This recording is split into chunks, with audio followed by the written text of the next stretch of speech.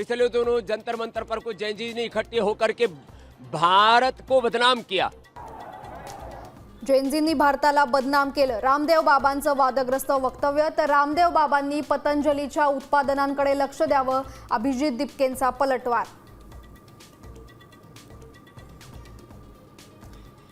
मला भाजपकडून ऑफर आणि सामील न झाल्यास परिणाम भोगण्याची धमकी, अभिजित दिपकेंचा दावा। तर धमकीमुळेच आई वडिलांना घर सोडावं लागल्याची ही खंत।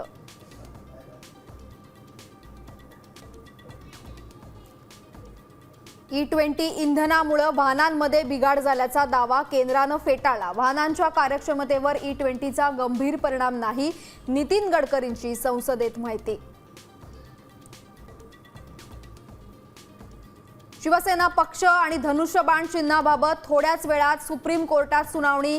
केंद्रीय निवडणूक आयोगाच्या निर्णयाला ठाकरे सेनेकडून आव्हान। नाशिकमध्ये खड्डे, उदासीन यंत्रणेनं घेतला चौथा बळी। अंबड सातपूर लिंक रोडवर दुसरी घटना, ठेकेदार मात्र मोकाट। जीव घेण्या खड्ड्यांवरून ठाकरे सेनेचं महापौर दालनात आंदोलन। कोल्हापूरमध्ये जोरदार पाऊस, राधानगरी धरण 99% भरलं। गडचिरोलीत पूरस्थिती, तर नाशिकमध्ये उद्या मुसळधार पावसाची शक्यता। प्रशासन हाय अलर्टवर।